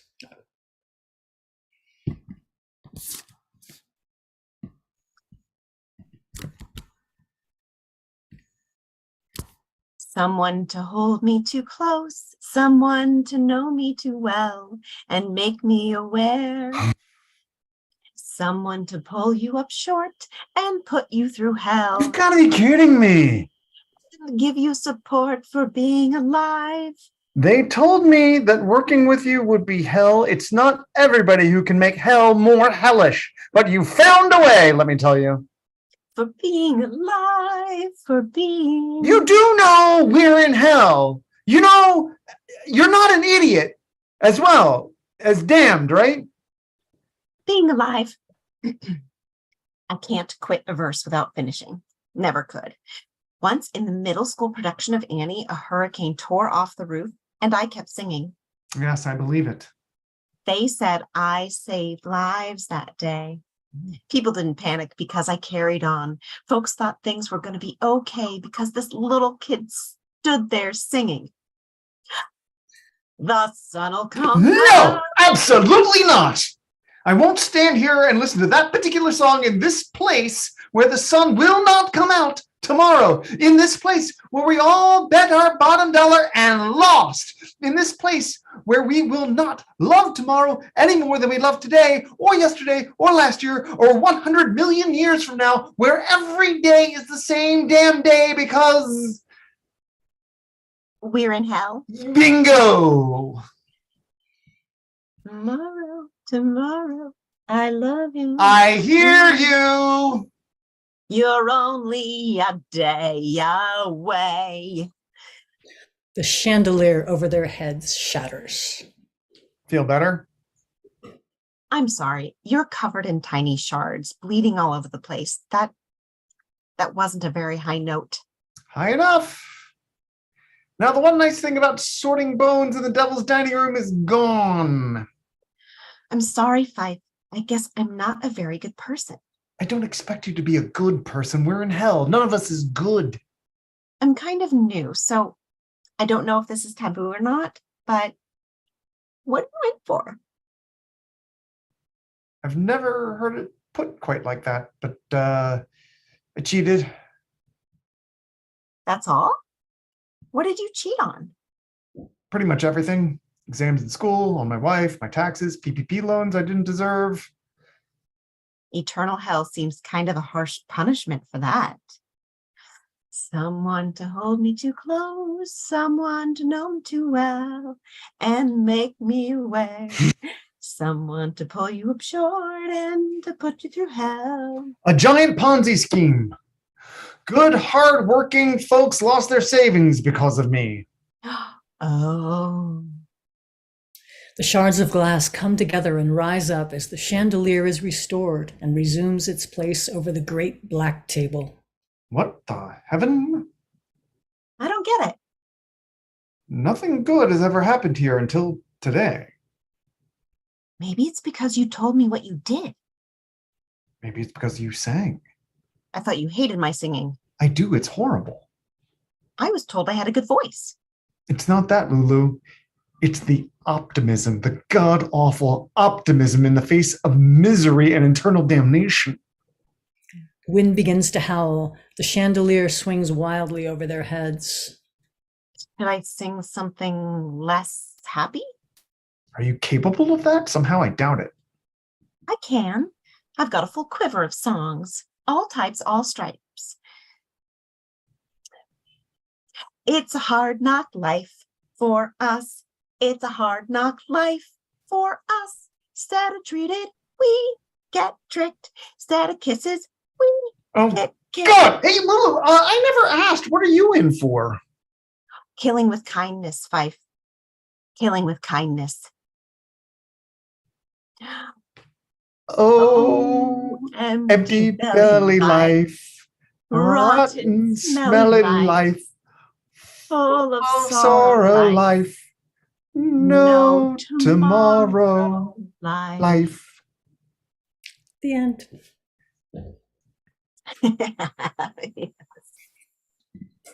What an amazing Interesting. justification for it starting over. And oh my gosh, yes. I love that. Interesting. That was Thanks, awesome. guys. Well done. Oh my gosh, that was awesome. Love that premise anyway, and just yeah. I'm enjoying the weirdness of these. Yeah. The starting over. Love it. Great suggestion. That came from Amy, I have to say. All right. So next is Chris Harcum. I think you got a world premiere for us. I do. Off you go. I believe I had a pair of skulls. I had a skull collection, I believe. A collecting of skulls. I don't know what the collective noun is for a bunch of skulls, but I'm sure it is. I'm not going to make a pun. Anyway, Is it a murder? Perhaps a murder. a murder of skulls. No, it's not. That's something different. A headache of skulls. Anyway, this is called I Need an A, and it's got the many talents of Ken Adams and Laura Valpy, and I'll just read stage directions. Here we go. A classroom at dusk. Mary enters tentatively. Excuse me? Yes. You gave me an F on the last written exam. Yes. I need to maintain all A's to keep my scholarship. You must be cocky. No, it was the only full ride I could get. I only give out one passing grade a semester. How often is that an A? You need to do better research. The overhead light shatters. The room plunges into darkness. Damn it. I told them they were going to overrun the system. Where are you? Right where I was standing. I need you to move to the other side of the room. I can't have a compromising situation. Okay. Mary walks into a desk. Ow. She turns on the flashlight on her phone. I told you not to bring those into my classroom. I thought that was only during class. I thought someone taking my class would understand that means at all times. Sorry, I'll just use it to get over here and then I'll turn it off. It still listens. What? The apps, they still listen. They know what you're doing at all times. That's a little paranoid. There's still time to go to the registrar and drop this class. I need to maintain a full load. Please don't use that phrase in my classroom. Why don't you just tell me what you want me to do so I can stop groping in the darkness? You probably don't want me to use that phrase either. That phrase is fine as long as you don't actually do it. What's this? What's what? It feels like a bunch of shrunken heads. I wonder. No, gross. Mary digs in her bag for hand sanitizer. Did you turn off your phone? You said it was listening anyway. That didn't mean I didn't want you to turn it off. My hands are covered in hand sanitizer. Wait. Mary steps out of the room. It is quiet for a moment. Then the lights turn back on and Mary re-enters. Hello? You flunked me on the last test and I need an A to keep my scholarship. Who says the blues are dead? I gave a well-reasoned argument that was based on recent findings. What if I told you that every work you cited was actually a bunch of hooey written by a lunatic? It was written by one of the leading scholars. It was written by me under an assumed identity to throw people off. The chandelier rises to the ceiling. Professor Collins bangs on the wall. Knock it off, will you, until I get rid of this pest. Student. I've never failed a test before in my life. Not much of a life, then, I'd say. What? You're not boring because you're perfect. You're perfect because you're boring. What's your problem? Try staring down retirement while you still have student loans and not get a break because you only work part-time at a city university and a state university. Life isn't full of Wonka wrappers for everybody. You don't need to take it out on others. You don't need to take it out on people who have it better than you. That's mean. You don't need to take it out on those born on third. I was born on fifth. Professor Collins seethes. I thought they would just forgive the student loans. The new plan they're putting in place is going to cost the government more than it would cost to just wipe the loans out. The wind blows through the window. The shattered chandelier sways. I found out how much time I have left. I know how much I need to pay off my student loans. I couldn't get a break. But the joke's on them because I'm going to go out feet first, owing at least 80,000. The wind dies down. There is silence. My father told me to study craniology to get ahead in life. My father said the same thing. What's he doing now? He's in the back of the class. You made contact with him earlier. Blackout. Ooh. Oh my God, I love Thank that you. professor. Oh my God, he's so grumpy and great. All right. We have one last play, but before we introduce that last play and get started, let me tell everybody that after the final play, we're going to have a little talk back where anyone who wants to stick around can stick around, talk to the writers, hear about their process, ask them questions. And if there's time and anybody has anything from the jam that we didn't get to read and you want to read, the talk back is an opportunity to do that as well. So it's kind of fun. The whole thing takes maybe 10 minutes. So if you need to leave after the final reading of the play, thank you so much for being here. We love you and we hope to see you next time. If you can stick around for a while, please do. All right, take it away.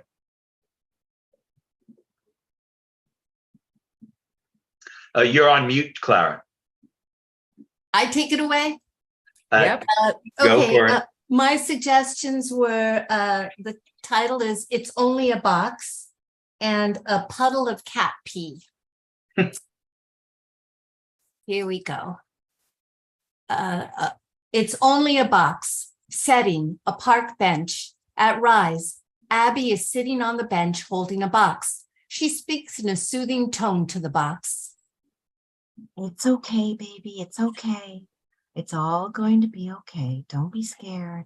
Nobody is going to hurt you. Hush-a-bye, hush-a-bye. Don't you go and feel sad. It's okay. It's all right. You are going to be okay.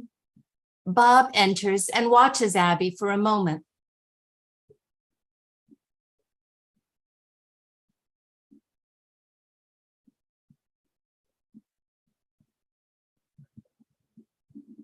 As Bob enters and watches Abby for a moment. Hush-a-bye. Bob? Am I supposed to be Bob? Yes. I don't have the script. I didn't know I was supposed to be Bob. Oh, hush-a-bye. So sorry. Oh, sorry. Okay. Chris, do you have it in your emails? Ken, do you have it? I have it. Great. Take it away. All right, forgive me. Ken, do you want to read it? Yeah, let me just open it up. Can we just start over? Let's start over. Are you ready, Ken? And the scene starts over. Exactly, Lisa. Okay. It's only a box. Setting a park bench. At Rise, Abby is sitting on the bench holding a box. She speaks in a soothing tone to the box. It's okay, baby. It's okay. It's all going to be okay. Don't be scared. Nobody is going to hurt you. Hush-a-bye, hush-a-bye. Don't you go and feel sad. It's okay. It's all right. You are going to be okay. Bob enters and watches Abby for a moment. Hi, excuse me. Are you Abby by any chance? Bob? Yeah. Yeah, I'm Abby. Why? Don't I look like the picture on my website? I look older, don't I? I know. I look older in real life. You're probably disappointed. Are you disappointed? No, of course not. You look just like your picture. I just didn't want to be presumptuous. Oh, okay. Well, you look like your picture too. Oh, well, that's good. Thanks. Do you mind if I sit down? Oh, okay. Well, this is a nice spot. I like the grass and the trees. It's very verdant. It's one of my favorite places. And my mother is buried right over there. Oh, this is a cemetery? No. Oh, well, it's a pretty spot. What have you got there? Oh, this? It's nothing. It's a pretty big box. What's in it? Nothing. It's only a box. Oh, just an empty box? Well, not really. It has something in it. Oh, okay, I'll just tell you. It's my cat. She's an emotional support cat. Oh, I see. I haven't dated anybody in a really long time, and I was kind of nervous, so. I see. The chandelier shatters. Abby and Bob jump up. What the hell? The chain must have broken. That was my mom's chandelier. I put it on that tree over her grave to make it, you know, more fancy. But now it's wrecked. I'm sorry. Well, I'm sure I can fix it. He picks up the chandelier and tries to put the pieces together. Be careful with the glass. Ow, ow, ow. Did you cut yourself? Ow, yes. Oh, dear. It's okay. I'm all right. I'm fine. Bob begins to cry quietly. You're not okay. You're hurt. I'm okay. It just stings is all. Here, sit down. I'll take this liver out. They both sit on the bench and Abby takes Bob's hand and proceeds to remove a shard of glass. Be careful. Don't push on it. Ow, it hurts. Okay. There. Got it. Are you okay? Yeah. I think I'm okay. It hurt a lot though. Oh, you were very brave. Thank you. You're a good nurse. I know. I have a lot of experience because of Sprinkles. That's my cat. She has a lot of issues that I have to take care of. What kind of issues? Well, like, you know, diabetes, high blood pressure, irritable bowel syndrome, a little bit of Parkinson's, stuff like that. Wow. Well, she's lucky to have you. I'm lucky to have her. People say I rescued Sprinkles, but actually, she rescued me. I don't know what I'd do without her. Well, can I meet her? She probably doesn't like being in that box all this time. She doesn't mind. She likes boxes. But, okay, you can have a peek.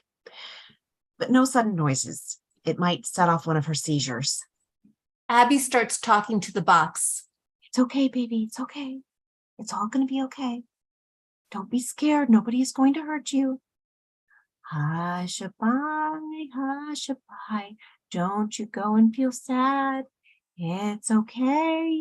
It's all right. You are going to be okay. So, can I see her? Okay. Abby carefully opens the top of the box. What? Where is she? Sprinkles? Sprinkles, where are you? She's not there? No, she's gone. I know I put her in the box before I left my apartment. Where could she be? Did you look all over the box? Yes, it's not that big of a box. Where is she? No, she's not there. All I see is a wet spot. It's cat pee. Sprinkles is incontinent. Oh. Bob looks around. Well, I don't see her anywhere. The chandelier rises.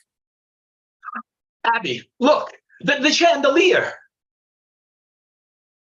It's floating back to the tree. It's going back to my mom's tree. It's haunted. No, do you see? It's Sprinkles.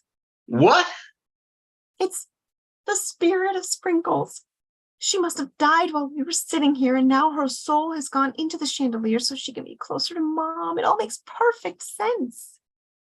Wow. It's wonderful.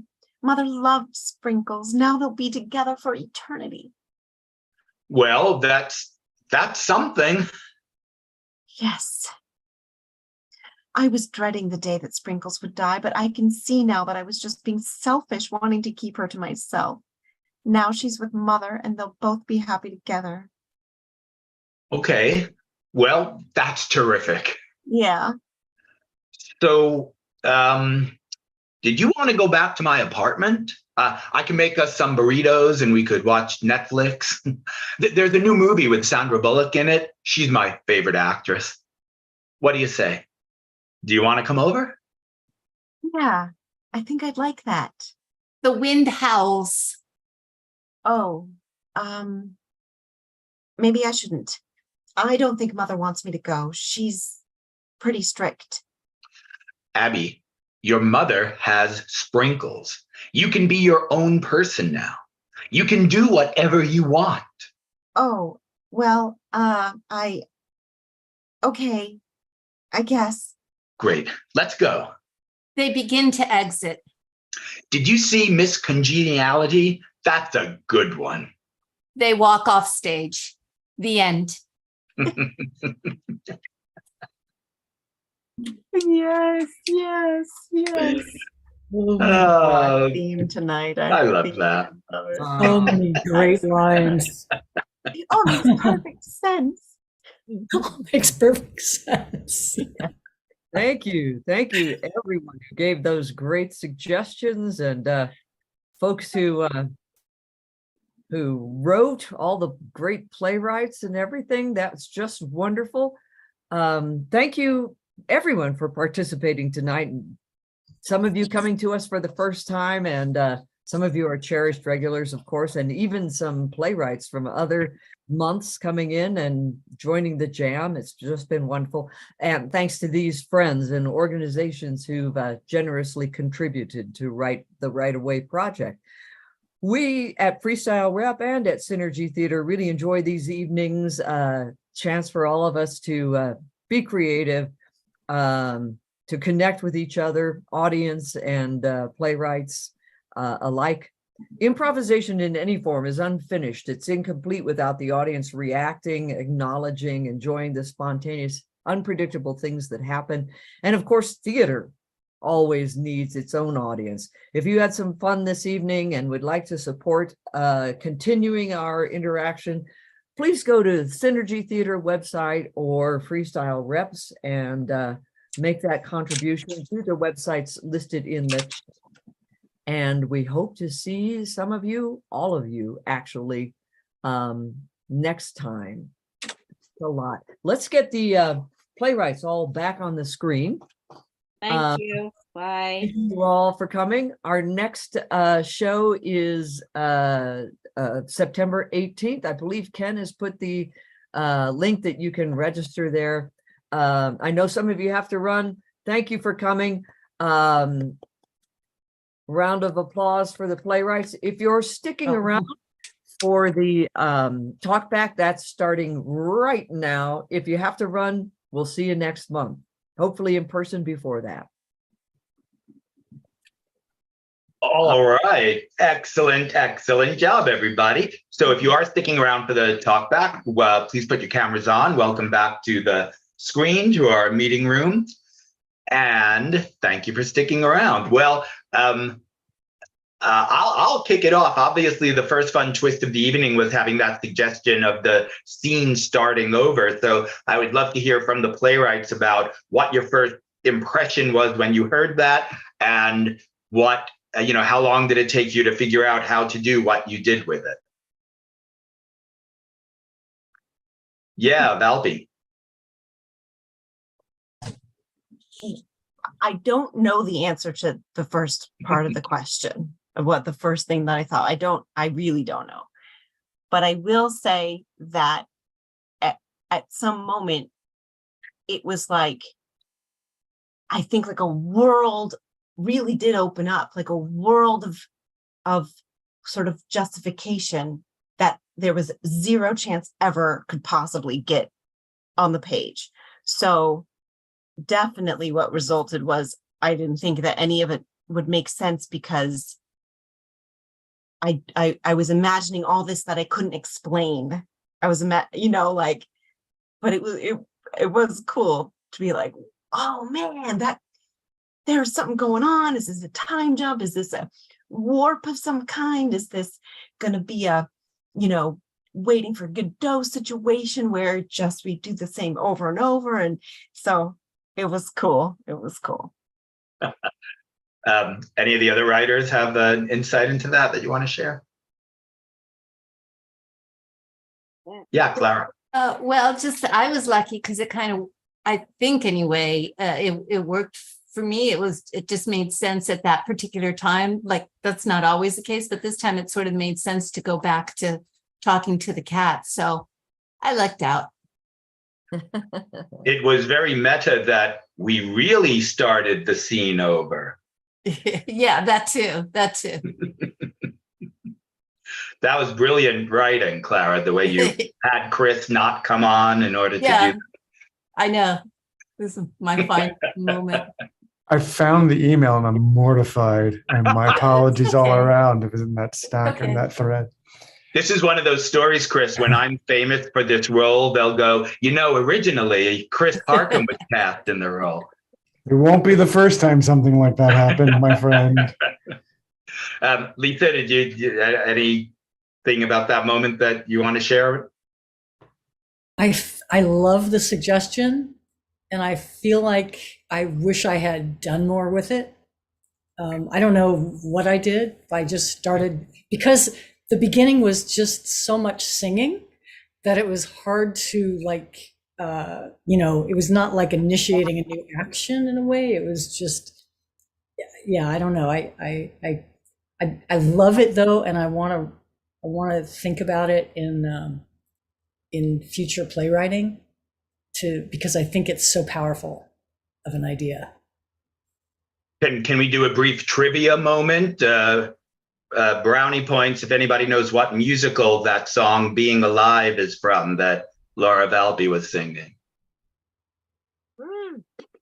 What's a hint? Company. Amy has it. She put it in chat already. Oh, okay. It's Company, Stephen Sondheim's Company. Yes, Valby. I do want to say I appreciate the ability to go and copy and paste from the beginning of the scene starts over. Great. Let me go copy paste.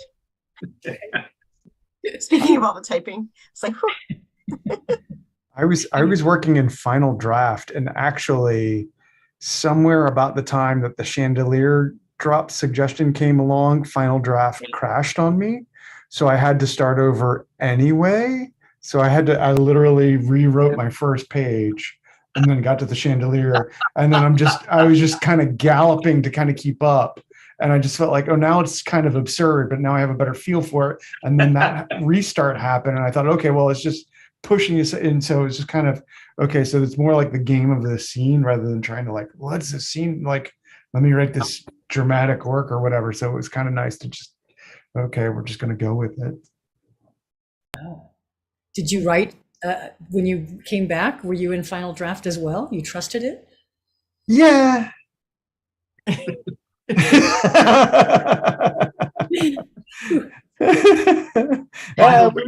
comes to work, I would just go, okay, well, I'm playing all the parts, and here's what it is. Final Draft is the name of a software program, Chris? Yeah. Cool. Any other moments from the writing process that you found particularly challenging or stimulating? Writers all? Or surprising moments where it went in a direction you were not anticipating? Well, the chandelier was a little tricky, but again, it helped put the people in place. Instead of just being in hell, they were in the devil's dining room, and that kind of helped me clarify something. I always wonder how the creative team that gave us Annie feels about being, roundly associated with the hellish experience of a lifetime. They can cry themselves to sleep on their huge piles of money. Yeah.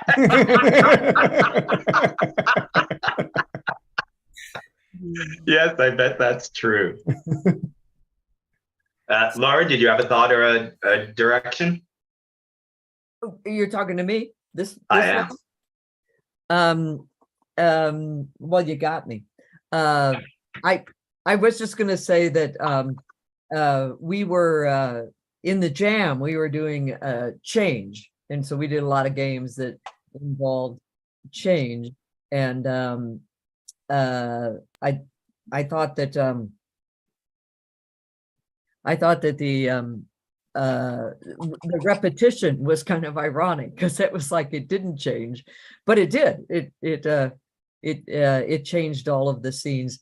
And then I asked them to reincorporate something about the chandelier because I just felt so bad about throwing it in and then also having you restart the scene. But I love those things when it's so clear what the prompt from the audience was. It's so clear when each playwright has taken the same thing and interpreted it some different way.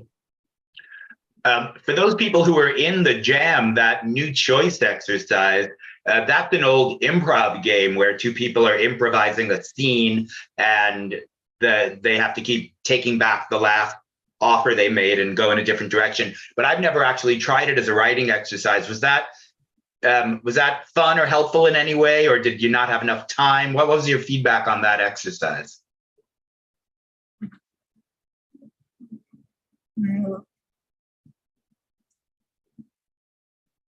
Yeah, Amy? Yeah, I really loved it as an exercise, particularly having a clear action of, okay, I have to go to the opposite of what I originally wrote. I did, at a certain point, just said, I'm going to change as I can catch up because they were happening really fast. So I didn't get to every change. But I'd be writing a sentence and then I'd be like, well, I missed that change. I'm going to keep writing and then catch the next one. It might have wanted more time. Maybe I didn't give it enough time in between the changes. I don't know. That's a good thought, Ken. I felt like we were racing through our plan there. In fact, there was one time where I sent a suggestion and then I just started a new game. And then I thought, oh, I didn't even ask if more people wanted to read the old one. So we didn't get to hear many of that. I just felt like time was just, I don't know what it was, Ken, going so fast. Yeah. It's interesting. I was thinking with that new choice game, I try to do both of these things. I try to improvise and I try to write. And I find that when I improvise, I'm very comfortable being spontaneous, and whatever I say, I'm very happy with, and it goes on just fine. But when I write, it seems far more precious. Like I'm far more careful about my word choices, and it seems like it's just so permanent that it is harder to make changes. So before I put anything down that I might have to change, I'll stop and get all congested to try to make sure it's the most perfect thing. So I wonder if this exercise in any way just helps. If nothing else, just helps practice not letting your writing be so precious and allowing yourself to scratch it out.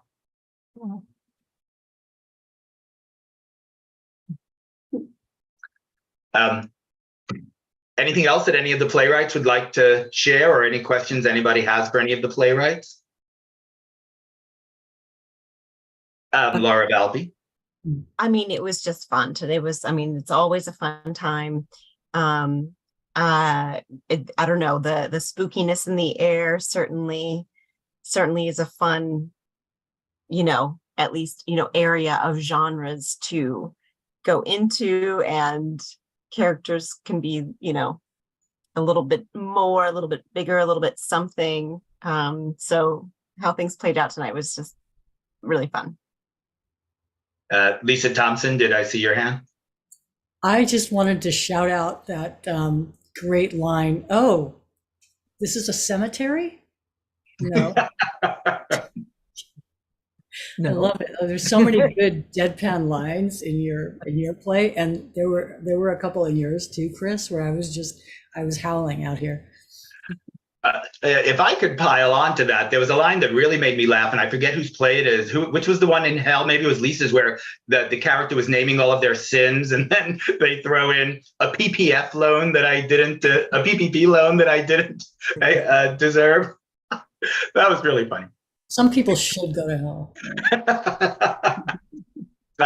Are there any of the jammers who didn't get to read something who would like to?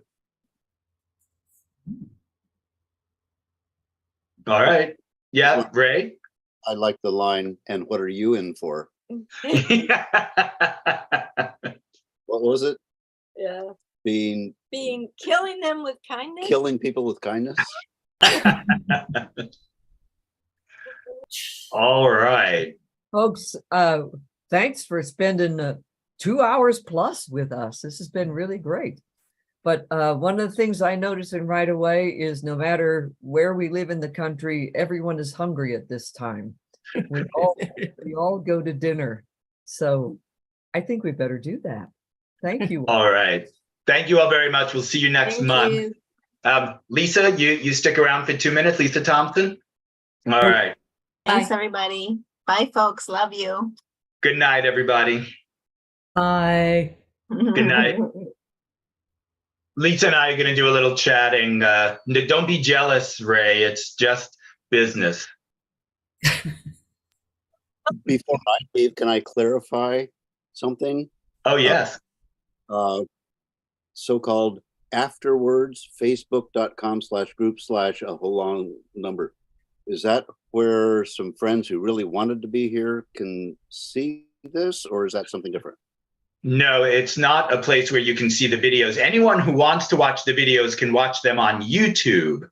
And if you hold on 1 minute, or if you want me, Ray, I could just send you an email with the link. But if you go to Synergy Theater's YouTube channel, anybody can watch. In fact, I'm going to stop recording right now, as a matter of fact. Wait, I'm putting it in the chat.